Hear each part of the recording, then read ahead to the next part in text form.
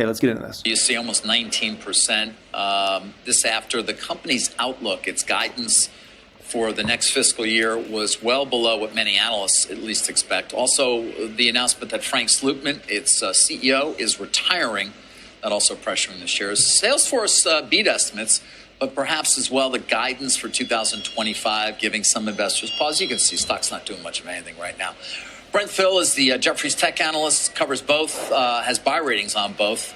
And, well, let's just start with Snowflake. Brent, what was your take? How unexpected was this? Clearly, I guess, to answer my own question, fairly unexpected that they would come in with that lower growth rate for next year. Yeah, good morning, David. It was definitely lower. The street was looking for 30% growth. They guided to low 20s. Part of this, you could believe that they put a new CEO in, and you would not want to set a high bar for a brand new CEO coming in. True. So that was obviously disappointing. But behind the scenes, they had really strong backlog acceleration. But the problem is, let's say, they talking about low 20% growth. So how much are they sandbagging? So maybe they report high 20s revenue growth? Well, shoot. Palantir might be high 20s revenue growth this year, right? I mean, that's signed their largest deal ever at $250 million on a 5-year deal. So they're showing great strength and underlying momentum. I think part of this downfall is related to Slootman resigning. Effectively, Frank and Mike Scarpelli were the two co-pilots everyone bet on for many years, right? They sold their first company. They went to ServiceNow pre-IPO, took it public, established the company, grew that to $100 billion plus market cap with Bill McDermott's leadership. And so this is a big blow for shareholders that really believed in these two co-pilots that had flown for a while for many, many years. And look at that performance for Snowflake, 21% in the past year. That's really, really poor performance, folks. I mean, really poor performance. Amazing returns to shareholders. Yeah. So I think part of this is a Slootman effect. Part of this is just a conservative guide in front of a new CEO. And if I was the CFO of Snowflake, I wouldn't set a high bar for the new CEO coming in. Right. So we don't think this is competitive. It makes it much easier for him to exceed expectations, I guess, is your point, the new CEO. I do wonder as well, does it take into account any of the new products conceivably the company will be introducing over the next year? No, it does not. None of the new AI products are in the mix. So effectively, I think this is the bigger issue for a lot of these software names. If you look at the semi names, NVIDIA and AMD are up again. I've been traveling through Europe, meeting with investors, and no one wants to get off the semi trade. Effectively, many of these AI products, it's hype, and it's not revenue reality today. For every software company, it's low single-digit % of revenue. So investors have got a little bit over their ski tips as it relates to the excitement of AI. It's going to come, and we've been saying this, you have to be patient, but it's not here yet, and the revenue is not going to be material until the end of 24 into 25. So I think right now you have a semi cycle that's working. All of our companies in software and internet are buying semis. They're getting ready for the AI wave. Expectations that this spills and creates immediate revenue are false. That's not happening. And so right now we believe, again, you want to be positioned in a lot of these names on weakness. Every single software company I cover has set numbers below that of the street. And I think it's a common pattern. So this isn't new for Snowflake. Everyone is doing this. Even Salesforce lowered guidance below the street for the year. And again, this is because you don't have a big product cycle on AI yet that's material to revenue. It's hype today. Well, yeah, you mentioned Salesforce. Let's just end on that. Again, the stock's sort of flat on the day. The margin improvement continues, though, and that seems to have been what's caught numbers were good from the Salesforce. Sort of imagination really of investors over the last year. Absolutely. Margins have been first for Mark Benioff. They've done a nice job driving from 20 to low 30s. They still have a long way to go. We've said this, that cruise altitude from 30 going up to high 30s is very easy. If you look at all their peers, Adobe mid 40s, Oracle low 40s, everyone is above Salesforce in their peer group. So there's tremendous operating margin leverage left. And we believe they'll catch the AI wave later in the year, early 25. Again, it's super early there, but we do believe that they're in a really good position as it relates to their solution in the front office. McKinsey commissioned a study and said that 3/4 of the AI use cases are in the front office. This should help Salesforce throughout the year. So here's an important thing for everybody to understand about Companies like Palantir making money from AI, companies like Snowflake even making money from AI-related products, and other companies in general. It's very important you understand this. It's a process. This is not like, okay, all of a sudden in 2024, all these companies are bringing in billions and billions of dollars from AI-related products. It doesn't work like that. There's a growth cycle. You're going from basically zero, right, to then $50 million of revenue, $100 million, $200 million. So the growth rate can be rapid, but the dollar amount is very small compared to the overall market capitalization of these companies, right? Think about, a Snowflake. A Snowflake's what, $50, $60 billion, maybe bigger than that market capitalization?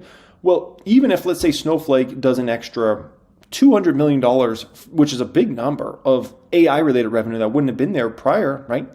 It's a small number for a company that size. Let's say Palantir, let's say they make an extra $200 million this year. That's a big number from AI-related stuff, right? Well, it's a very small number in comparison to their overall revenue, right? Now, as that scales 3 years out, 5 years out, 10 years out, then you're really talking. But it's from very small numbers at first, right? And so everybody's getting so excited about AI and the growth rates are going to be insane, but it's off such small numbers and base that it's not as exciting as it looks at first. And then 5 years from now, 10 years from now, everybody's going to be like, whoa, it actually happened.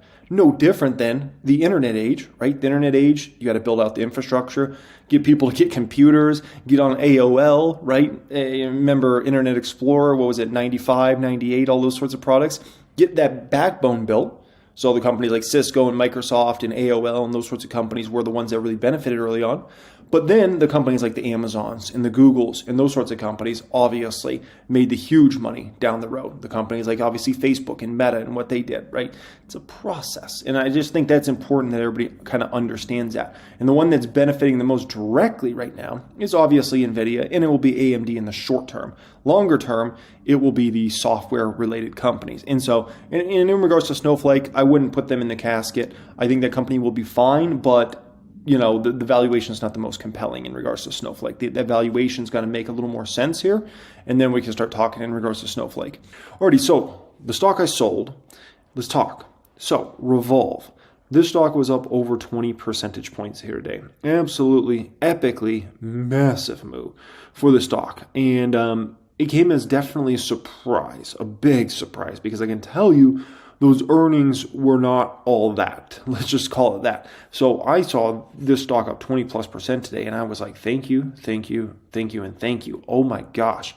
This is a stock that, now because of this 20% move, now we're up substantial amounts of money, and I hold 3,000 shares in the public count. So what I went ahead and did today is I sold 300 shares of Revolve at a little over $21 for the stock overall.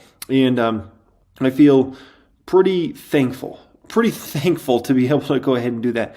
Now, I spoke, extensively about the earnings last night in last night's video, along with a few other subjects, but I spoke about the earnings extensively, right? And the problem here was the company's income statement was absolutely horrible. It was a D grade income statement. The only thing that kept it from being an F grade was the fact that they still remain positive net income. If they'd went negative net income, then this would have been like an F grade income statement here, but D grade, very bad. And so whenever you can get a situation where you have a stock price of a stock you own go up 20+%, when they just released a D grade income statement, you got to just be very thankful for that. Very, very thankful. So today I looked at this and I said, let me just take a little chips off the table in regards to this one, since it was up so extensively. I thought, okay, the stock maybe is up 2 to 5% today. There's no reason to take any profits there. But being that it was up over 20 percentage points, I was like, okay, let me just take a little bit off the table here. I feel like, I don't know if you guys ever played Texas Hold'em, poker, or something like that, right? And you win a hand, but you had a bad hand. You maybe bluffed your way out of it. You got out and you escaped with a bunch of chips, and you're like, dang, man, whew, I'm a lucky dog. Honestly, that's kind of how I feel in regards to this whole situation. Now, if this was, let's say, a B or an A grade income statement, I wouldn't have sold any today. I would have been happy to just keep all 3,000 shares. But being that this company's revenues have been starting to trend down, that really worries me. I really need to see this. And it sounds like revenues are going to be down again next quarter. And so I'm really concerned about that. If the revenues can turn in the story, it's going to get a lot more positive, okay? And I'll get a lot more positive and constructive around the stock specific.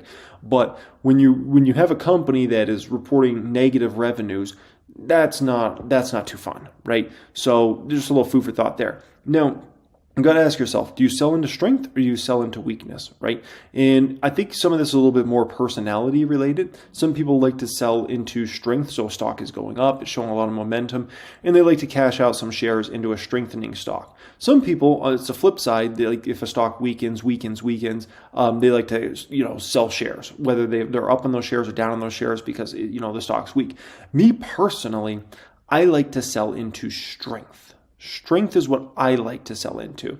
I like to be in a situation where I'm very profitable on a stock. It continues to trend up, and I go ahead and sell that stock into some strength, like a Revolve here today where I cashed a little bit of my shares, right? Remember, I still hold 2,700 shares of this stock now in the public count, but that's down from 3,000, okay? So the question is, where do I put that money? Well, the original thought process around this sell here today wasn't actually around selling some Revolve shares. The original thought process was, I have a problem, big problem, okay? And the problem is, in the public account, which is a multi-million-dollar account, I am very little hedged at this point in time. Going into today, I'm a little over 0.5% hedged in the portfolio, right? A little over half a percentage point hedged. So I looked at this and I said, I need to hedge up a little bit more and get closer to a 1% number here. So that's where my thought process came about, let's go ahead. We got this situation. We could take some little chips off the table in regards to Revolve on kind of a fortunate up move here and go ahead and put some of that money into, a little further hedging, right? Which my hedges I have for this particular portfolio are CMG and Toll Brothers, both stocks that if the market got hit heavily, those stocks would get nailed heavily because Chipotle is a very high valuation name. Toll Brothers is a home builder. Those are the sorts of stocks that get pounded if you got any weakness in the market, right? And whenever I'm thinking about this, I'm thinking about insurance for the portfolio overall. Now, where I need to be is I need to be 1 to 3% hedged. Now, if you're watching this video and you got $10,000 in your portfolio, $5,000, $15,000, hedging probably doesn't matter for you that much. You can learn about the subject, but it doesn't really matter for you. It's the more money you have, the more important hedging is. The more money you have, the more important understanding hedging is. The problem is a lot of people wait till they already have big money before they start to learn hedging. I think it can be valuable. I wish I would have learned hedging strategies a lot younger than I learned them. I didn't have to implement them, but I wish I learned them a lot younger, right? So my thought process is if I have my portfolio less than 1% hedged, I'm living dangerous, right? It's no different than if you were to go out and drive your car around, you had no car insurance, let's say, for instance, right? That's living dangerous. You can do that, I guess. I mean, it might be illegal in a lot of states, but you're living very dangerous. If something happens, you can, choose to not have, let's say you own a home and you could choose not to have insurance on your home in case of a fire or flood or something like that. You can choose to do that, right? But man, if that bad thing does happen, you're going to be wishing so bad you had some insurance there. That's the way I think about this. So if I'm less than 1%, I'm just living dangerously. I need to get up to like a 1% or above number for the portfolio hedged overall. Now, if I'm more than 3% hedged in a portfolio, it's likely because we are in a crash at that specific time, or I've gone just like full blown like bear, something like that. Like that would be insane for me to be more than 3% hedged in the public account. I mean, to get to a 3% hedged on a $2 million, plus portfolio, I mean, we're talking about that would be $60,000 plus in hedges, right? 2 million, 3%, $60,000 plus in hedges. So that would be a significant, crazy number. So that's, if we're in a crash, keep in mind, let's say we did go through some sort of crash and, Chipotle falls big and Toll Brothers falls big. Obviously, those will, those put options would increase rapidly. And next thing you know, it'd be 1.5% of the portfolio, 2%, 3%. Meanwhile, if we're in some sort of crash scenario, a lot of these stocks come tumbling down, right? An elf on a shelf that we're sitting on a 2,718% gain, all of a sudden starts to fall, right? A Meta starts to fall in a crashing market, and a Tesla also starts to fall. So that's kind of, how I think in regards to this. Now, there's another stock I really wanted to hedge against here today. I'll be honest with you guys, okay? But there's a problem. There's a big problem, okay? But I really want to I really want to buy put options on this stock. And that stock is Wingstop. So Wingstop is out of flipping flapjacking control. This stock is now at 113 forward PE based upon this year's estimates. Okay, so let's say they even come in better than that. What are you at? Maybe a 95, 100? It's ridiculous. Based upon 2025 numbers, trading 93 times? That's ridiculous. But the problem is Wingstop put options premiums were sky high. I really want to do this. I was looking at like 350 strikes. 350 strikes today, and if I recall, those were going to expire January 2025. Now, if I recall, I had to pay like $50 or somewhere around there, roughly in premium for those, which would mean I would need the stock to go down to, we can call it, at least 300 or a little below 300 to break even, right? To break even. Now, to start actually making a profit there, I obviously need the stock to go way down. I need to go to like 250, 200, 150, something like that. So I really, really want to buy puts on this one. It's just, I don't know if I'm willing to pay that much. And the problem is, with a stock like that, I'm not the only one who knows of that. There's many people in the market right now. They're looking at a stock like Wingstop and saying, man, this is a little ridiculous in terms of that forward PE on this stock. And so, and also, the other thing with these sorts of stocks, they could keep climbing short term, right? You know a stock like this is going to come crashing down hard. But to get the timing right on it, very, very difficult. Maybe the stock has another several good months or several good quarters. Maybe it goes to 450 before the big crash happens, where it crashes down to 300 or 250. Well, shoot, by that time, you might not even have made money after it had its big crash because it went on another big run before that crash. So there's a little food for thought there. But anyways, Wingstop. Oh man, really want a little put options there. Okay.